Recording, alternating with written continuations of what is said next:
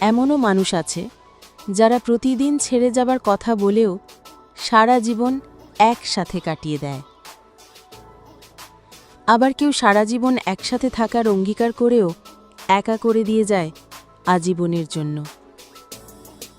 মানুষ বড়ই বিচিত্র।